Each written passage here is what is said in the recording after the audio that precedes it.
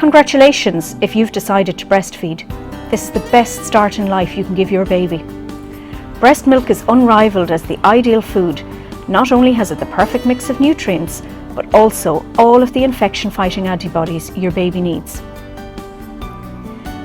However, like anything, breastfeeding is a skill that needs to be learnt, but once it's established, it will give you great pleasure. Breastfeeding is the very best start you can give your baby in life.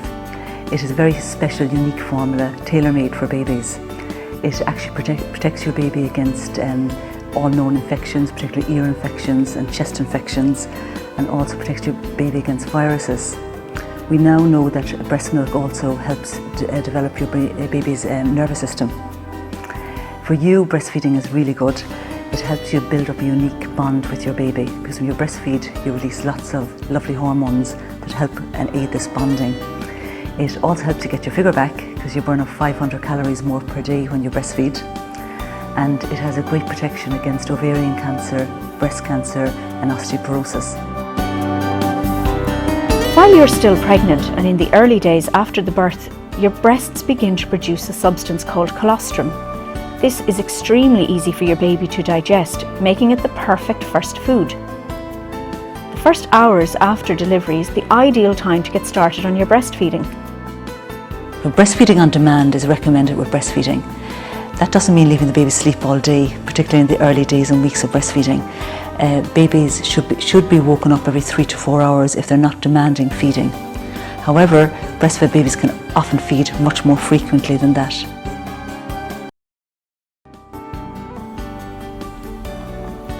How your baby is attached to the breast is key to the success of breastfeeding. This is called latching on. When your baby is in position, wait until their mouth is open wide. You can tease it open by gently pressing the upper lip with your nipple. Bring your baby to your breast, the chin and lower lip first.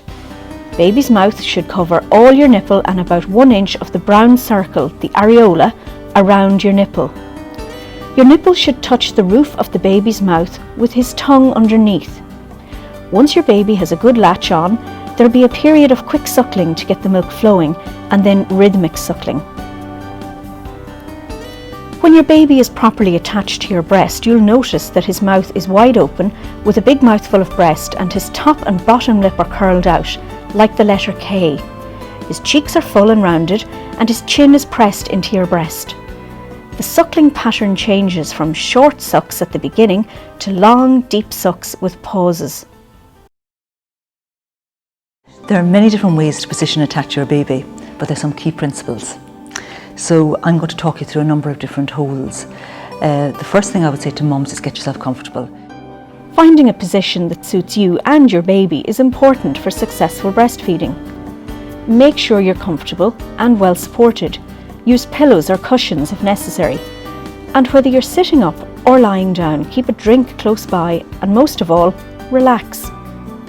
There's some new research out on a new position for breastfeeding called biological nurturing, and this actually works very well in attaching a baby on a breast.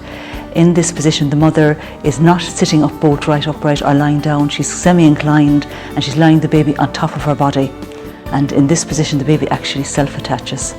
This hold now, if you put the baby in what's called the crook of your arm, lying along your forearm, and position the baby with its tummy to mummy's tummy, we call it tummy to tummy, with the baby in a straight line, and if you tuck the baby's bum under your other breast, it makes for very good alignment. Then we encourage mothers in the early days of breastfeeding to support their breast with feeding. You can do this by going in onto the breast with a C hold. Now, mothers often instinctively go in with a V hold, but that will actually make your nipple very sore.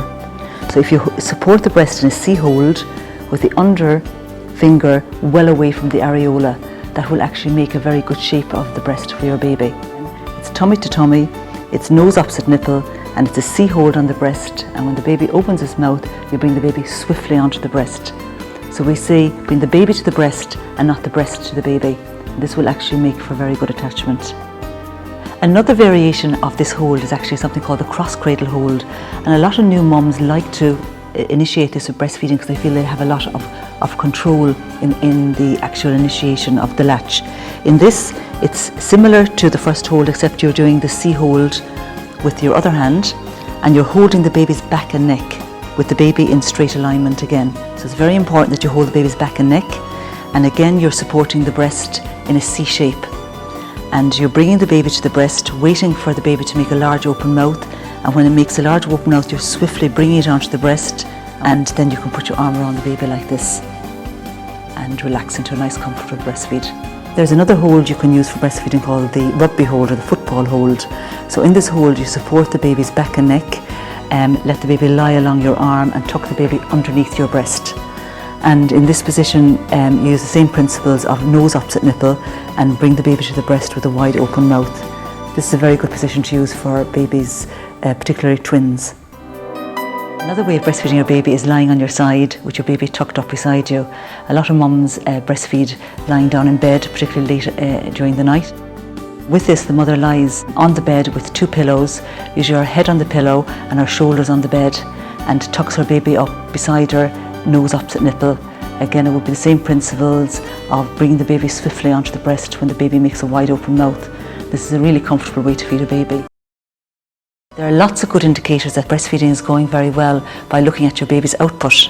In the first couple of days, the babies have very little wet nappies, and ideally one wet nappy. Day 1, day 2, day 3, and when your milk comes in on day 5, the baby will normally have about 6 wet nappies in 24 hours. This is a really good indication the baby is breastfeeding well.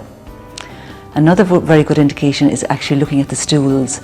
And babies have meconium stools for the first day or two, and they have a changing stool which is usually black, green or brown day 2, day 3, day 4. And when your milk comes in, a baby who's breastfeeding really well will have 3 to 4 yellow seedy stools in 24 hours. If your baby has these sort of stools, the baby is breastfeeding very well. Your breastfeeding is going well when your baby is alert and waking for feeds, has a minimum of 5 or 6 wet nappies and 2 soiled nappies per day after the first week, has gained weight, sleeps and settles during the day, and is feeding comfortably and pain-free. If a baby is not correctly latched on your breast, you won't see rounded cheeks, you'll see dimpled cheeks. You'll also see the baby doing very short little sucklings as opposed to long rhythmic sucklings, or you may see a lot of the areola. In that case, you also may feel a lot of discomfort feeding. So if that happens, it's very important to break the latch and start again. And the best way to do that is actually put your finger into the baby's mouth and let the baby actually suck on your finger and break the latch very gently. Signs that breastfeeding may not be going as well for you is if the baby is not wetting and dirtying its nappies. So particularly in the early days, if you look for urates in the nappy, which is pink staining, and if the baby is not passing sufficient wet and dirty nappies, it would be very good to contact a health professional to help you with your breastfeeding.